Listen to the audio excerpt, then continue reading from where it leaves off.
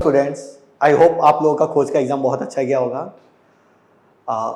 खोज के एग्ज़ाम के रिजल्ट के पहले मैं आपसे एक इन्फॉर्मेशन शेयर करना चाहता हूँ कि आप लोगों का अगर IIT आश्रम में एनरोल करवाना चाहते हैं तो खोज के एग्ज़ाम के रिजल्ट के बेसिस पे अगर आप 29 अक्टूबर से पहले रजिस्ट्रेशन करवाते हैं तो आपको 5% एडिशनल स्कॉलरशिप मिलेगी डिफरेंट कोर्सेज पे। सपोज अगर आपका खोज एग्ज़ाम का रिजल्ट 40% आया है, आपको 40% स्कॉलरशिप मिल रही है, तो आपको 5% एडिशनल स्कॉलरशिप दी जाएगी अगर आप 29 अक्टूबर से पहले रजिस्टर करवाते हैं तो। Okay, let's move to the video solution. Yes, hello बच्चों, आज हम स्टार्ट करेंगे खोज का सॉल्यूशन साइंस सब्जेक्ट का स्टैंडर्ड 9th केमिस्ट्री पार्ट हम स्टार्ट करते हैं। क्वेश्चन नंबर 16 से स्टार्ट होता है chemistry. First question is the temperature at which Celsius and Fahrenheit scale show the same reading is, यानी ऐसा टेम्परेचर जिस पर फ़ारेनहाइट और सेल्सियस स्केल सेम होता है। ठीक है, यस। तो ऐसा स्केल सब फर्स्ट ऑफ ऑल हम इसका फॉर्मूला लिखेंगे। Fahrenheit equal to 9/5 C plus 32। दो यहाँ पर स्केल हैं, फ़ारेनहाइट और सेल्सियस डिग्री, इन दोनों में रिलेशन है 9/5 C प्लस 32। चार ऑप्शन है, इन चार ऑप्शन में एक एक ऑप्शन को हम ट्राई करेंगे कहाँ पर ये वैल्यू सेम आती है। अगर मैं सपोज कीजिए ये फर्स्ट वाला ऑप्शन को ट्राई करता हूँ इसमें सेल्सियस में, तो क्या होगा n/5 C की जगह हम 40 अप्लाई करेंगे प्लस 32, ये 5 8 सा 40, 9 8 जा 72 प्लस 32, इसको ऐड करेंगे तो ये हो जाएगा 104। क्या ये फ़ारेनहाइट और डिग्री सेल्सियस दोनों सेम है? नहीं। यहाँ पर डिग्री सेल्सियस कितना था 40 रखा मैंने और फ़ारेनहाइट कितना आया 104, तो ये तो इक्वल नहीं है, तो ये ऑप्शन हमारा रॉन्ग हो जाएगा। अभी हम ट्राई करेंगे कौन सा ऑप्शन, सेकंड ऑप्शन, ये वाला सेकंड ऑप्शन कितना है 100। इसी फॉर्मूले में देखिए F is equal to 9/5 into 100 plus 32, ये 520 जा हो गया, ये हो जाएगा 180 प्लस 32। ठीक है, क्या ये सेम आएगा? ये भी नहीं आएगा। ठीक है, ये हो गया आपका, ठीक है, यस 212। तो क्या ये भी सेम है? ये फ़ारेनहाइट आ गया 212 और डिग्री सेल्सियस रखा मैंने 100, क्या ये दोनों सेम है? नहीं, तो ये भी हमारा कट, ये भी कट। अब आता है ऑप्शन सी ट्राई करते हैं। सी देखिए F is equal to 9/5 into -40 plus 32, ये कट हो जाएगा 8 से, ये आ जाएगा -72 plus 32 and answer will B 40। तो ये फ़ारेनहाइट कितना हो गया -40 और डिग्री सेल्सियस भी कितना था -40, तो both are same at which temperature -40 degree. तो यहाँ पर आंसर हमारा क्या हो जाएगा, ये रॉन्ग, ये रॉन्ग, आंसर हो जाएगा हमारा, ठीक है, कौन सा आंसर हो जाएगा? C, answer C will be right, -40। ठीक है, सेकंड क्वेश्चन है particles at lowest energy are found in. ठीक है, अब the matter is classified into 3 states on the basis of their physical state like solid, liquid and gas, right? तो solid, liquid और gas matter की 3 state है। इसमें जो particles की एनर्जी सबसे ज़्यादा किस में होती है? एनर्जी ऑफ द पार्टिकल इस गैस में सबसे ज़्यादा होती है, उसके बाद लिक्विड में होती है और उसके बाद होती है सॉलिड में। तो सॉलिड, लिक्विड, गैस आंसर होना चाहिए। तो यहाँ पर गैस तो दे रखा है, लेकिन गैस के साथ साथ 2 स्टेट और मेंशन है, बोस आइंस्टाइन कंडेंसेट और प्लाज्मा। ठीक है, two another state of matter also mention, ठीक है, in the option, that is BEC, Bose Einstein condensate and plasma. Means matter is also classified into 5 category on the basis of energy level of the particles।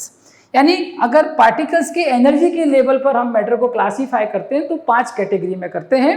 ठीक है, और ये जो Bose Einstein condensate है, it is the least energy level of the matter. तो matter की जो least energy level state है वो बोस-आइंस्टाइन कंडेंसेट है, और हाईली एनर्जी लेवल स्टेट है पार्टिकल का, वो कौन सा है? प्लाज्मा।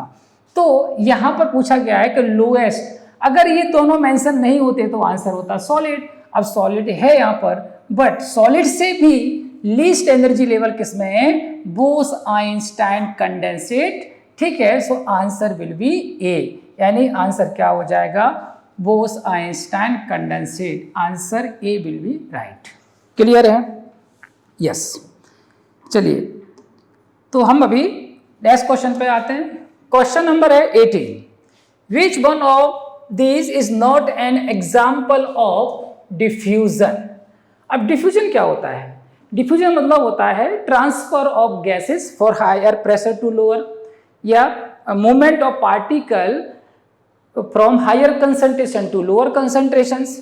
अब यहाँ पर देखिए, स्मेल ऑफ फूड स्प्रेड, यानी फूड का जो स्मेल स्प्रेड होता है, it is also example of diffusion, because जो स्मेल होती है, जो हॉट एयर होती है उसकी, दे आर कैसी होती है? डिफ्यूज फ्रॉम फूड, यानी from higher concentration to rare, यानी लोअर कंसंट्रेशन की तरह।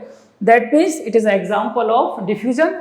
Similarly fragrance of incense of stick spread, जो इंसेंस होता है स्टिक का फ्रेगरेंस, जैसे अगरबत्ती की स्टिक को हम जलाते हैं तो जो उसके स्मेल आता है, that is also example of diffusion process, because जो स्टिक ऑफ इंसेंस होता है वहाँ पर कंसंट्रेशन उस मटेरियल का हाईली होता है, वहाँ पर वो बर्न होता है और धीमे धीमे उसका स्मोक क्या डिफ्यूज होता है as a form of gas. तो they are also example of diffusion. And third, spread of ink inside the water. अगर हम एक इंक की 1 और 2 ड्रॉप वाटर में डालते हैं तो within second ink particle are distributed throughout distributed whole water. That means they are also example of diffusion, and ink particle are throughout distributed in the water, whole water, and all water are becomes below. So that is 3 above example are the example of diffusion process. And fourth example that is reduction in the amount of open camphor. अगर ये मेरे पास कोई open vessel है, यहाँ पर मेरे पास camphor रखा हुआ है, ठीक है, और कैम्फर को थोड़ी देर अगर मैं ओपन एटमॉस्फेयर में कैप्ट करके छोड़ देता हूँ तो धीमे धीमे ये कैम्फर गायब हो जाएगा। After some times all camphor are disappear, finish. तो कैम्फर भी यहाँ पर क्या हो रहा है? डिसअपियर हो रहा है। But in this process the substance can change their state from solid to gas.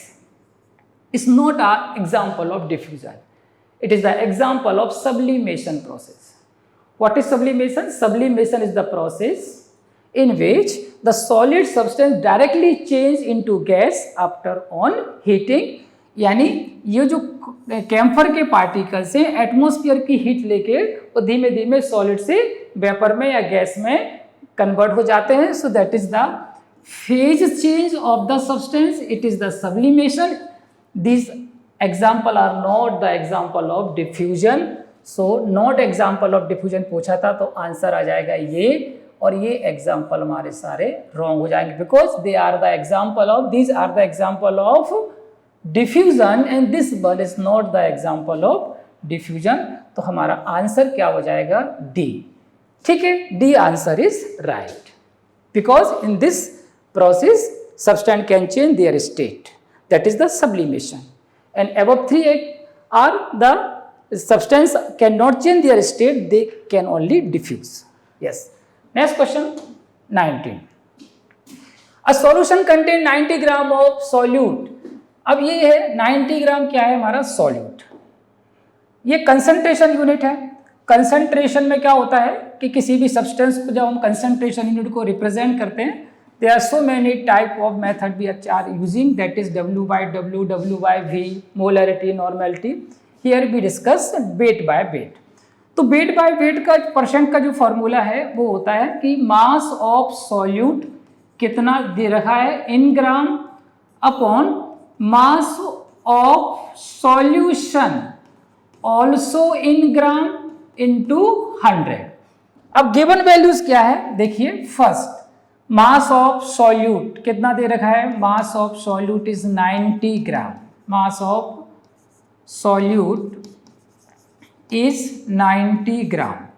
दूसरा इनटू 70 ग्राम ऑफ सॉल्यूशन, तो मास ऑफ सॉल्यूशन क्या हो जाएगा, मास ऑफ सॉल्यूशन इज 270 ग्राम। ठीक है, और को फाइंड क्या करना है, वेट बाय वेट, बस थर्ड ये हमको फाइंड करना है, वेट बाय वेट %।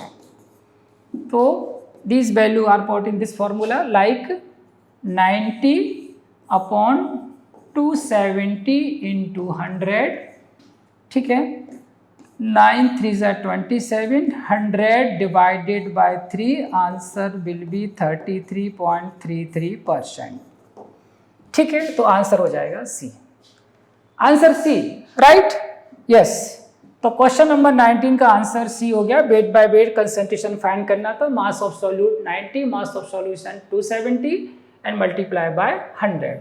इस फॉर्मूले का हम यूज करते हैं और आपको आंसर मिलता है 33.3%। Yes, question number 20, which of the following statement is correct. अब हमको करेक्ट देखना है, किसके बारे में क्वेश्चन से, कंपाउंड। तो व्हाट इज द कंपाउंड, तो सबसे पहले हमको देखना होगा कि कंपाउंड की डेफिनेशन क्या होती है। What is compound, compound is made by the 2 और more element in the fix proportion of their wait.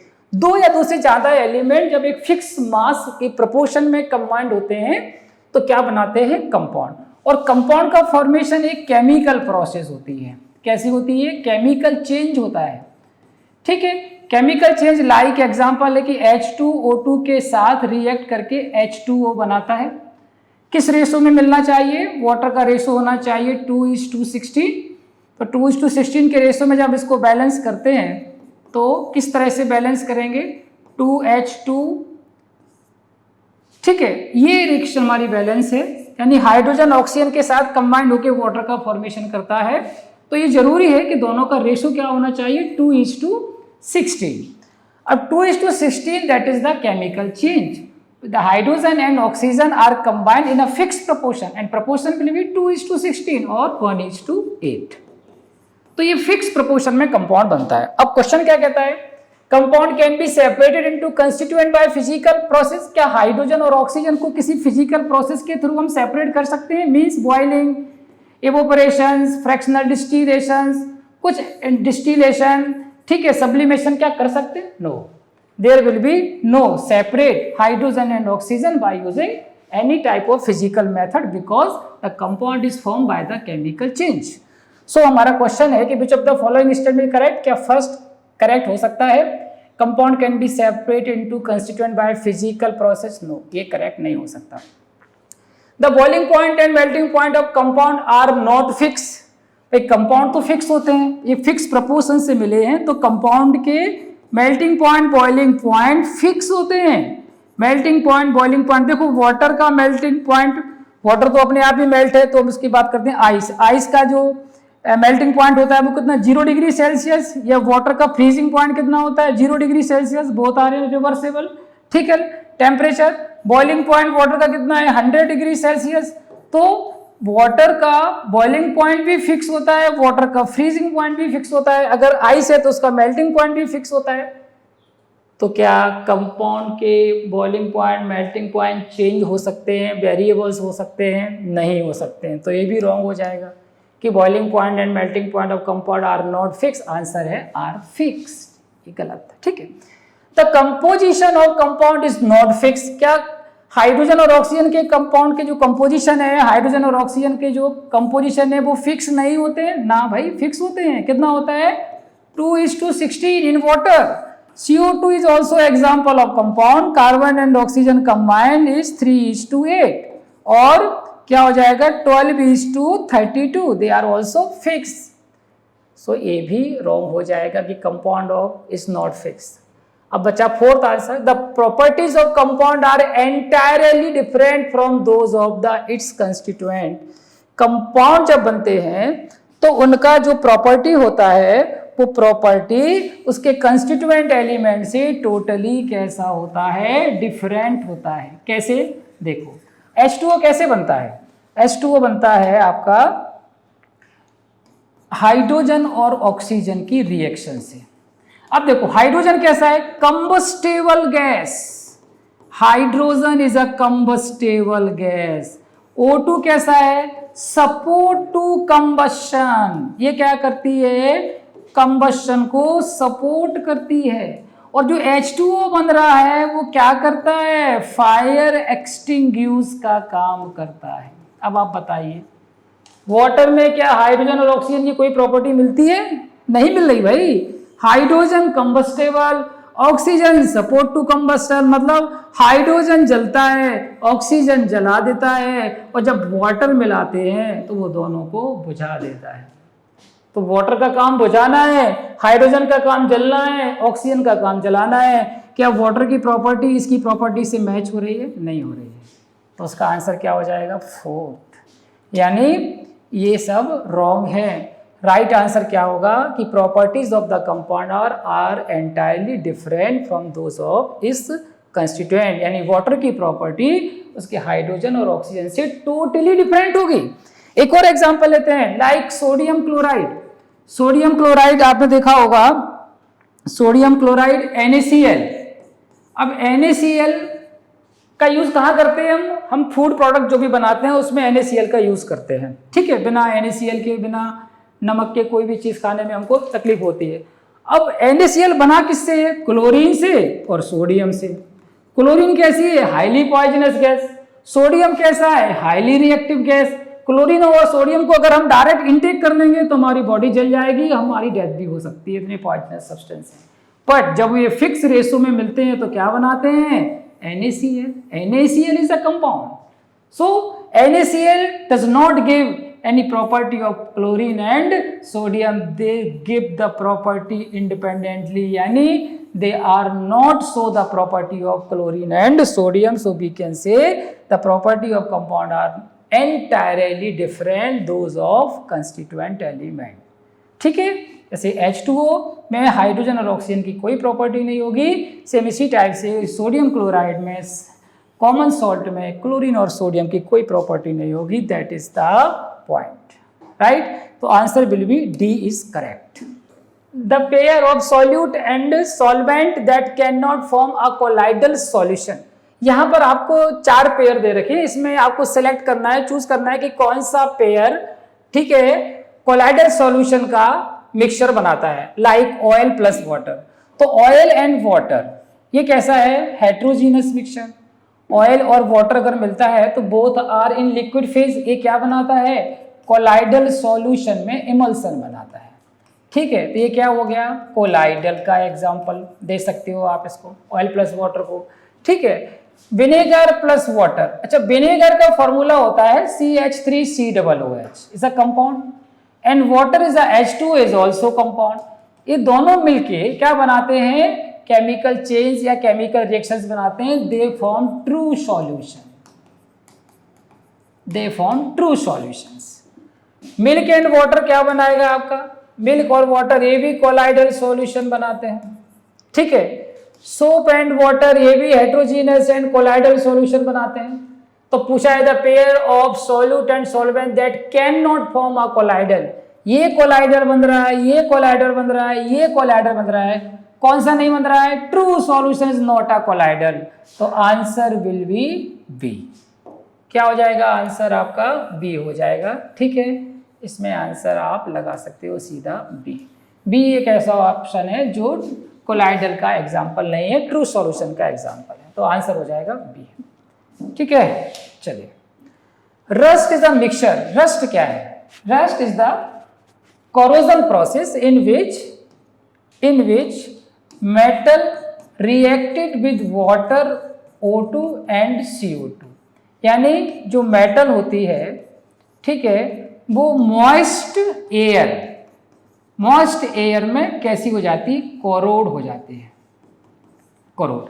और अगर मैं आयरन को रखता हूं H2O, O2 और CO2 की इन्वायरमेंट में, तो आयरन बनाता है Fe2O3.XH2। That is the rust, that is the rust. तो रस्ट का केमिकल नाम हो गया hydrated iron oxide. Hydrated iron oxide दो टाइप का है, FeO भी है, Fe2O3 है। तो आंसर आपका Fe2O3 आपको करेक्ट करना है, FeO नहीं करना है, क्योंकि फर्स्ट फेज में FeO तो बनता है, लेकिन फर्दर ऑक्सीजन से जब ऑक्सीडाइज होता है ये कंपाउंड तो Fe2O3 में कन्वर्ट हो जाता है। तो आंसर बनेगा Fe2O3 is the example, is the formula of rust. तो आंसर विल बी सेकंड, ठीक है। अब 23, PB given reaction the least reactive metal. Metal की रिएक्टिविटी किस पे डिपेंड करती है? रिएक्टिविटी सीरीज, यानी those metal above the series they are more reactive and those metal below the series they are less reactive. तो यहाँ पर 4 metal है, कौन कौन सी है? एक है पीबी, दूसरा है जिंक, तीसरा कॉपर, 3 मेटल और सिल्वर। इनकी रिएक्टिविटी सीरीज में पोजीशन देखो। अगर मैं रिएक्टिविटी सीरीज बनाऊं तो रिएक्टिविटी सीरीज क्या है? यहां से होता है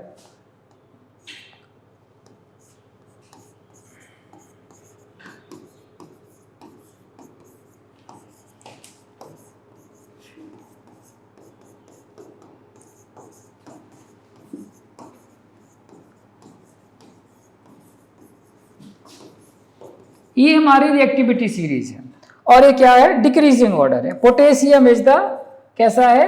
most reactive metal, and silver, gold and platinum is the least reactive metal. तो इनको अगर मैं ऑर्डर में अरेंज करूं, ठीक है, तो इसमें लीस्ट रिएक्टिव कौन सी होगी? सिल्वर। देखो सिल्वर सबसे लास्ट में है, बराबर है। तो लीस्ट रिएक्टिव मेटल पूछा हुआ है, द लीस्ट रिएक्टिव मेटल, तो आंसर विल बी क्या हो जाएगा? Silver. According to reactivity series, silver, gold, platinum are least reactive metal। और यहाँ पर कॉपर, सिल्वर, लेड, जिंक, सबसे ऊपर होगा जिंक, ठीक है, उसके बाद होगा पीबी, उसके बाद होगा कॉपर, और सबसे लेस रिएक्टिव होगा सिल्वर। तो लीस्ट रिएक्टिव मेटल क्या हो जाएगी आपकी?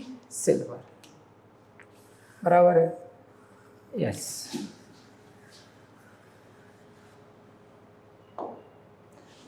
Next question, question number 24। Question number 24 क्या कहता है? Based on the following graph arrange the substance in the increasing order of solubility at 40 degree Celsius. In general हमको पता है कि सॉल्युबिलिटी किस पर डिपेंड करती है? Solubility of the substance is directly proportional their temperature. Temperature बढ़ेगा तो इन जनरल क्या होता है? सब्सटेंस की सॉल्युबिलिटी इंक्रीज होती है। बट यहाँ सॉल्युबिलिटी मुझे किस टेम्परेचर पर देखना है? मुझे यहाँ पर सॉल्युबिलिटी देखना है किस टेम्परेचर पर? 40 डिग्री पर ही देखना है। तो 40 कहाँ है? ये है। तो 14 पर एक हम लाइन ड्रॉ करेंगे, 14 पे। अब 14 पे सबसे ज्यादा देखो सॉल्युबिलिटी किसकी मिल रही? पॉइंट आप मैच कर लो, ये हो गया दूसरा, तीसरा, चौथा और ये 5वां, बराबर है। तो सबसे पहले आपको क्या दिख रहा है? E। इसके बाद क्या दिख रहा है आपको? C।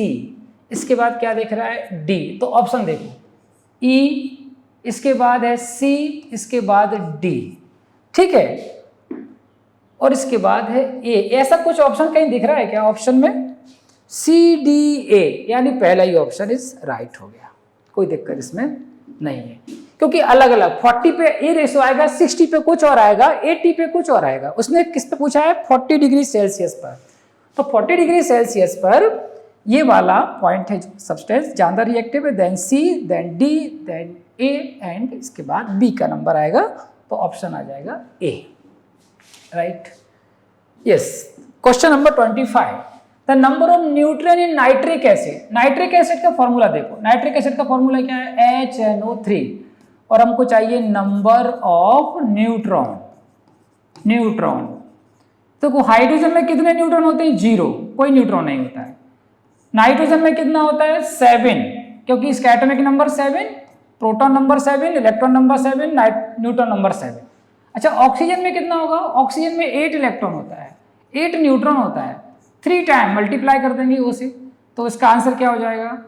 0 + 7 + 24, answer is 31। क्या 31 दे रखा है ऑप्शन में? यस। कहाँ दे रखा है? बी में। तो इसका आंसर हो जाएगा B, because answer is 31 total number of neutron in nitric acid. Question number 26, valency, ठीक है, valency electron present in chlorine, yes, तो ये पूछा है एक्चुअली वैलेंस इलेक्ट्रॉन, ठीक है, तो valence electron present in chlorine, chlorine में वैलेंस इलेक्ट्रॉन चाहिए। ये वाला छोड़ दो बात क्या वैलेंस इलेक्ट्रॉन कोई बात नहीं, मैं उसमें कर देता हूँ ना करेक्शन। नहीं वो चाहिए, मेरे को डाउट से मना किया फिर आपका गलत हो जाएगा। आप एक काम करो, मैं बैलेंस इलेक्ट्रॉन ही पढ़ूंगा ना, आप हाँ बस, हाँ ठीक है। तो question number 26, the valence electron present in chlorine, chlorine atom में आपको बैलेंस इलेक्ट्रॉन देखना है। How many number of balance electron in chlorine atom, तो क्लोरीन एटम का एटॉमिक नंबर कितना है 17, कितना है 17, तो कॉन्फ़िगरेशन क्या होगा 287, ठीक है। What is valence electron, what is valence electron, कैसे फाइंड, क्या होते हैं valence electron, the number of electron which are present in outer most shell of an atom, तो क्लोरीन के आउटर मोस्ट सेल में कितने इलेक्ट्रॉन है 7 electron are the valence electron, so answer will be 7, ठीक है। तो इस क्वेश्चन का आंसर हो जाएगा बी, क्योंकि क्लोरीन में बैलेंस इलेक्ट्रॉन का नंबर कितना होता है 7, yes. Next question number 27, lightest metal, अब पीरियोडिक टेबल में, ठीक है, बहुत सारे एलिमेंट होते हैं, 118 एलिमेंट होते हैं, ठीक है, और इनको डिफरेंट ग्रुप में हमने इसको डिवाइड कर रखा है, S block, P block, D block, F block, ठीक है, ये पूरा 18 ग्रुप होते हैं। यहाँ पर ये जो पहला जो होता है ये हमारा एस ब्लॉक होता है, ये हमारा डी होता है, ये हमारा पी होता है, ठीक है, और यहाँ पर नीचे भी होते हैं, ये होते हैं एफ ब्लॉक। तो सबसे लाइटेस्ट जो मेटल होते हैं वो कहाँ रखे जाते हैं, एस ब्लॉक में, लाइटेस्ट मेटल जो होते हैं वो एस ब्लॉक में ही रखते हैं।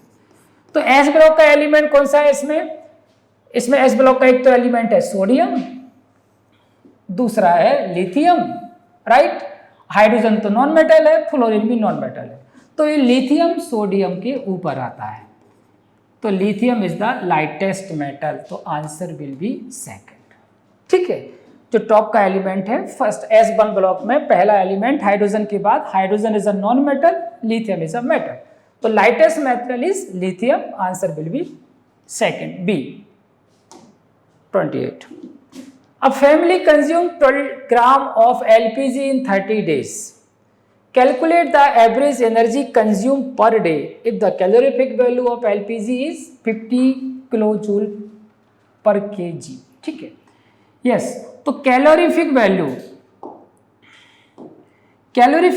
हम फाइंड करते हैं, कैलोरीफिक वैल्यू ऑफ LPG कितना है 50 kg, यानी 50,000, किसमें है ये पर केजी में कितना है 50,000, राइट। और एक जो फैमिली है वो कितना 12 kg LPG कंज्यूम करती है, 12 kg, राइट, कितने दिन के लिए 30 डेज में, ठीक है। तो पर डे कितना करती है 50,000, ये कैलोरीफिक वैल्यू कितनी है 50,000 कंज्यूम पर डे,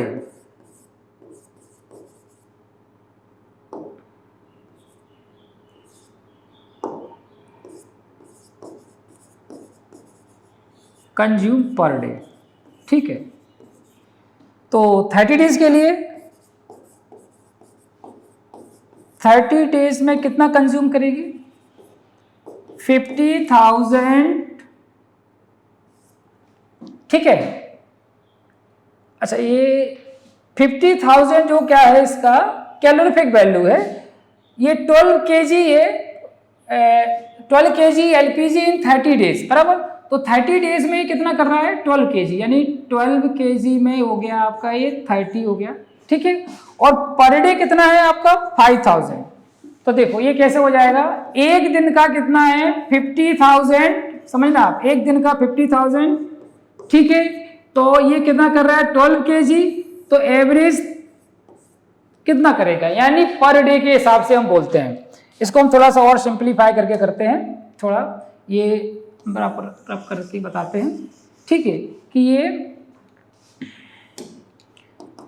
30 डेज में कितना कंज्यूम करेगा, 12 इंटू 50,000। क्लियर है ना? यस। तो 1 डे में एवरेज निकालेंगे, कितना आएगा, 12 इंटू 50,000 अपॉन 30, ये हो जाएगा आपका 20,000। तो 20,000 जूल ये आपका पर डे में कंज्यूम कर रहा है, ठीक है। तो आंसर हो जाएगा सी। 12 kg LPG 30 डेज में करता है और इसकी कैलोरीफिक वैल्यू कितनी है, 50,000। अगर आप देखें कि जो करता है तो टोटल मल्टीप्लाई करके आप बोल सकते हो कि ये कितना हो जाएगा, 60,000, बराबर। और 30 डेज में कितना हो जाएगा, डिवाइड हो जाएगा। तो 30 डेज में कितना कर पा रहा है, वो कितना कर पा रहा है, 20,000, राइट। तो आंसर क्या जाएगा, 20 days. Yes. Why are the spirit and kerosene lamp made is such a way that the free end of the wicks. ये हमारे पास एक ब्रिक्स होती है जो इसको लगाते हैं, ठीक है, और इसके अंदर हम फ्यूल डालते हैं। फ्यूल डाल दिया, ये हमारा फ्यूल है। जो विक हमारी बाहर होती है, ठीक है। इसमें क्वेश्चन पूछा है कि जब फ्यूल जलती है, बर्न होती है, ठीक है, ये टोटली कट है, किससे, फ्यूल से। फ्यूल से टोटली कट है, फिर भी ये जलती रहती है, ठीक है। उसका रीजन पूछा है। तो पूछा है the fuel vaporise at room temperature. जब बाहर जो टेम्परेचर होता है वो तो रूम टेम्परेचर ही होता है। यहाँ से जो फ्यूल जाता है वो विक के थ्रू जाता है और ये यहाँ पर कैसी होती है, वेपोराइज होती है रूम टेम्परेचर पर, ठीक है। और फिर क्या होगा, तो ये वाला आंसर सही है कि fuel vaporise at room temperature. Second है the fuel is highly inflammable. जो फ्यूल है वो हाईली इन्फ्लेमेबल होता है, ठीक है, मतलब बर्न होता है, जलता है और फ्लेम के साथ ये जलता है। तो इसका आंसर हो जाता है पहला और दूसरा, जो ऑप्शन किस में दे रखा है, ए में दे रखा है। तो ए आंसर इसका करेक्ट है, 1 and 2, ठीक है। See the question number 30. Question is saying what will be the decreasing reactivity order? One metal reacts with dilute mineral acid. Okay, so let's see first of all what is the sequence in the reactivity series, that is K, Na, Ca, Mg, Al, Zn, Fe, Pb, Sn, H, Cu, Hg, Ag, Au, and the last one is platinum. So according to this reactivity series, the potassium, it is highly reactive, and this platinum is least reactive, and reactivity decreases in this order. Okay, so now let's check the sequence. Now mind it, it is saying decreasing reactivity order. So the first one should be the highly reactive. Okay, so option C is saying Zn, so it is eliminated. All options are having the same Na. Okay, the next one is Zn. Okay, might be possible. Then Mg. So it is not the option. Why? Because Mg is more reactive than zinc. Okay. Now let's consider the option B. Na, okay, Mg, okay, Fe and Zn. Let's compare these two. Here is Fe and here is Zn. So Fe is less reactive than Zn. So it is also eliminated. And let's check the last option, D. Na, okay, highly reactive. Then Mg, okay, Zn, okay, Fe, okay, and the last one is Cu, okay. So the option D is the correct answer. Okay, best of luck. Thank you.